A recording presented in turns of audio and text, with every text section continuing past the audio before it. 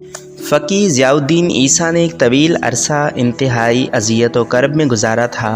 आज उन्हें उम्मीद पैदा हो चुकी थी कि अगर खलीफा आज़िद यूसुफ़ सलाहुद्दीन अय्यूबी को वज़ीर आज़म नामज़द कर देता है तो बातिनियों पर काबू पाना आसान हो जाएगा और सरज़मीन मिस्र को गुमराहों की इस जमात से निजात मिल जाएगी। फिर जब दूसरे दिन खलीफा आज़िद ने यूसुफ़ सलाहुद्दीन की वज़ारत उज़्मा का फरमान जारी किया तो हाज़रीन दरबार पर सख्ता सा तारी हो गया। मिस्री उमरा और अबू जाफ़र और अली नासरी नागवार चेहरों के साथ दरबार से उठकर चले गए। शामी उमरा कुतुबुद्दीन यनाल, सैफुद्दीन अली बिन अहमद और यूसुफ़ का मामू शहाबुद्दीन महमूद हारमी खामोश बैठे रहे, मगर चौथा शामी अमीर ऐनुद्दौला बारूकी न सिर्फ दरबार से उठ गया बल्कि मिस्र छोड़कर सीधा दिमश्क चला आया। फिर जब अमीर ऐनुद्दौला सुल्तान नूरुद्दीन महमूद जंगी की खिदमत में हाजिर हुआ तो सुल्तान आदिल ने इंतहाई बरहम लहजे में कहा, तुमने यूसुफ़ को तन्हा छोड़ दिया। तुम्हें लाजिम था कि मिस्र में रहकर इसके हाथ मजबूत करते, वो मेरा नुमाइंदा है। अमीर ऐनुद्दौला सर झुकाए सुल्तान नूरुद्दीन महमूद जंगी की गज़बनाक गुफ्तगू सुनता रहा। वो सुल्तान आदिल को अपने दिल का हाल किस तरह बताता कि इससे एक नौजवान की ये तरक्की बर्दाश्त नहीं हो रही है। खलीफा आज़िद ने यूसुफ़ सलाहुद्दीन अय्यूबी को तोहफे में एक शमशीर जवाहिरदार पेश की जिसकी कीमत 5000 दीनार थी। दीगर ताइफ में 10,000 दीनार का एक नायाब हार और जर्द रंग का एक इंतहाई तेज़ रफ्तार घोड़ा, सोने के तारों से बुना हुआ एक जुब्बा और अमामा पेश किया। यूसुफ़ सलाहुद्दीन अय्यूबी के इंतखाब पर मिस्री उमरा ने अपने शदीद रद्द अमल का इजहार किया था। अबू जाफ़र और अली नासरी तन्हाई में खलीफा आज़िद से मिले और अपनी जानिसारियों के किस्से सुनाते हुए बोले, अमीरुल मोमिनीन, क्या हमने इस दिन के लिए सरज़मीन मिस्र को अपना खून पिलाया था कि जब फसल तैयार हो जाए तो उसे हमारा बदतरीन दुश्मन काट कर ले जाए? खलीफा आज़िद ने चौंक कर अपने दोनों उमरा की तरफ देखा। वो अबू जाफ़र और अली नासरी की बात समझने से कासिर था। क्या तुम निशानदेही कर सकते हो कि हमारा बदतरीन दुश्मन कौन है? अबू जाफ़र ने इंतहाई मक्कारी का मुज़ाहरा किया। चंद लम्हों तक इधर उधर देखता रहा, फिर आगे की तरफ झुककर सरगोशी के अंदाज में कहने लगा, यूसुफ़, जिसे आपने मिस्र का वज़ीर आज़म नामज़द किया है और जिसकी पुश्त पर सुल्तान नूरुद्दीन जंगी का हाथ है, बड़ी अजीब बात है कि आपने अपना पूरा घर एक जासूस के हवाले कर दिया है। खलीफा आज़िद ने अपने दोनों उमरा की बात बहुत गौर से सुनी, फिर बहुत नरम और सियासी लहजे में इन्हें समझाया। ये एक आर्जी इंतज़ाम है क्योंकि यूसुफ़ ने मिस्र के अवाम को शावर जैसे ज़ालिम और सफ़ाक इंसान से निजात दिलाई है, इसलिए लोगों के दिलों पर इसकी शख्सियत के खुशगवार असरात मौजूद हैं। अगर ऐसे मौके पर यूसुफ़ को हटाया गया तो मिस्र की रियाया को गिरां गुजरेगा। कुछ दिन गुजर जाने दो, जब लोगों के जज्बात ठंडे हो जाएंगे तो नूरुद्दीन महमूद जंगी का जासूस भी। खलीफा आज़िद ने कसदन अपनी बात अधूरी छोड़कर अबू जाफ़र और अली नासरी को बहकावे में डाल दिया था। इन दोनों इक़्तिदार के भूखों ने खलीफा आज़िद के अधूरे जुमले का यही मतलब दिया था कि इनकी चाल कामयाब हो गई है और यूसुफ़ सलाहुद्दीन का किस्सा पाक हो जाएगा, यानी उसको कत्ल कर दिया जाएगा। ये सोचते हुए अबू जाफ़र और अली नासरी खलीफा की खलवतगाह से उठकर चले गए।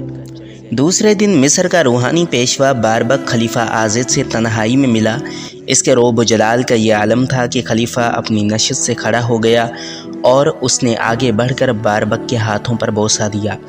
बारबक ने इंतहाई रियाकारी का मुज़ाहरा करते हुए खलीफा आज़िद के सर पर हाथ रख दिया। अमीरुल मोमिनीन की उम्र दराज हो और इक़्तिदार आलिया नस्ल दर नस्ल मुंतकिल होता रहे। खलीफा आज़िद ने बारबक का शुक्रिया अदा किया, फिर दोनों बैठ गए। आपने कैसे ज़हमत की? खलीफा आज़िद ने बारबक से सवाल किया। यकायक बारबक बहुत ज़्यादा संजीदा नज़र आने लगा। किसी गुमराह इंसान का मिस्र की वज़ारत उज़्मा पर फायज़ होना इंतहाई बुरा शुगून है। बारबक ने यूसुफ़ सलाहुद्दीन अय्यूबी का नाम लिए बगैर कहा, अगर ये बिदत कुछ दिन और जारी रही तो महल्लात शाही पर अज़ाब आसमानी भी नाजिल हो सकता है।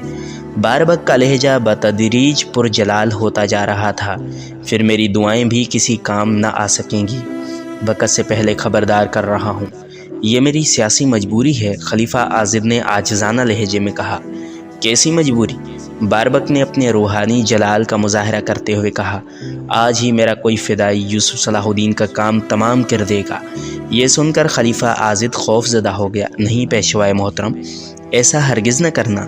اگر یوسف صلاح الدین مصر میں قتل ہو گیا تو قیامت آ جائے گی۔ سلطان نور الدین محمود زنگی میری سلطنت کو تباہ و برباد کر ڈالے گا۔ اگر تم یوسف کا قتل نہیں چاہتے تو آج ہی اسے برطرف کر دو۔ باربک نے تحکم آمیز لہجے میں کہا، علی ناصری تمہارا بہترین مددگار ثابت ہوگا۔ خلیفہ عاضد باربک کے بگڑے ہوئے تیور دیکھ کر سہم سا گیا۔ کچھ دن انتظار کر لیں، وہ نوجوان ہے، جوش جوانی اور وزارت عظمیٰ کے نشے میں اس سے یقیناً کوئی غلطی سرزد ہوگی اور بس وہی اس کا آخری دن ہوگا۔ جلدی کرو، تمہارے پاس زیادہ مہلت نہیں ہے۔ یہ کہتا ہوا باربک کھڑا ہو گیا۔ اگر یوسف سے کوئی غلطی سرزد نہ ہو تب بھی اس کے کام میں عیب تلاش کر کے اسے مصر سے رخصت کر دو۔ خلیفہ عاضد نے آگے بڑھ کر باربک کو رخصتی کا بوسہ دیا اور بڑے فرما بردار لہجے میں کہا، ایسا ہی ہوگا محترم۔ جب باربک خلیفہ کی خلوت گاہ سے نکل کر چلا گیا تو عاضد نے خود کلامی کے انداز میں کہا، پہلے میں تم لوگوں کا انتظام کروں گا، پھر یوسف کی باری آئے گی۔ یہ کہتے کہتے خلیفہ عاضد کا چہرہ غصے سے سرخ ہو گیا تھا۔ خلیفہ عاضد خود بھی باطنیوں کے ایک فرقے سے تعلق رکھتا تھا اور اس کے دل میں بھی دوسرے باطنیوں کی طرح اہل ایمان کے لیے شدید نفرت کے جذبات موجود تھے، مگر حالات نے اسے ایک انتہائی نازک موڑ پر پہنچا دیا تھا۔ ایک طرف یروشلم کے عیسائی اس کی حکومت کو حریصانہ نظروں سے دیکھ رہے تھے اور دوسری طرف ابو جعفر اور علی ناصری مصر پر قبضہ کرنے کی سوچ رہے تھے۔ الغرض خلیفہ عاضد کے اقتدار اور زندگی کو شدید خطرات لاحق تھے اور فوج کئی حصوں میں تقسیم ہو گئی تھی۔ ہر امیر کا ایک الگ فوجی دستہ تھا۔ صرف یوسف صلاح الدین ایک ایسا شخص تھا جس کی اپنی کوئی فوج نہیں تھی۔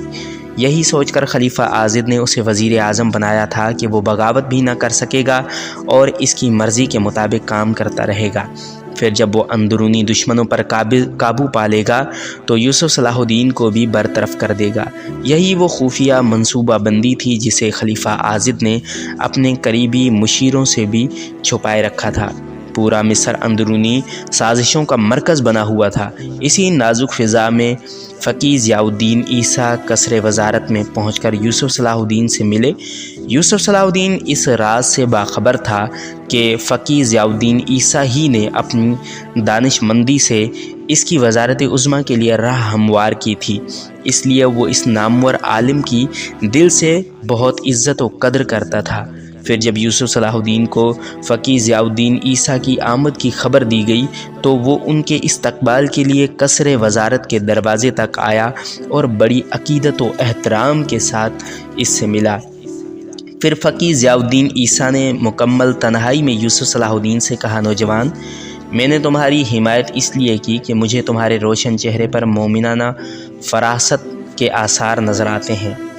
حق تعالیٰ میری اس خوشگمانی کو برقرار رکھے۔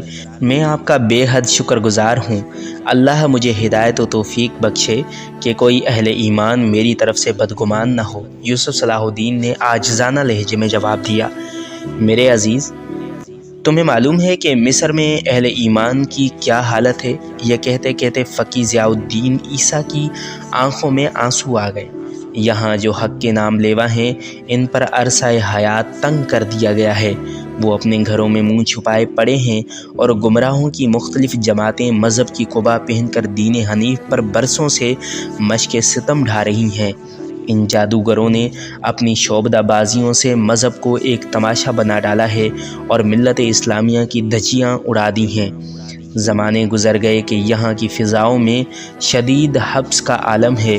اہل ایمان کا دم گھٹتا چلا گیا ہے، مگر نہ کوئی ٹھنڈی ہوا کا جھونکا آتا ہے اور نہ بارش ہوتی ہے۔ اس سے پہلے کہ تمام کلمہ گو پیاسے مر جائیں تم منافقت کے اس صحرا پر ابر کرم بن کر برس جاؤ، ورنہ اللہ بے نیاز ہے، وہ تمہاری جگہ کسی اور کو لے آئے گا۔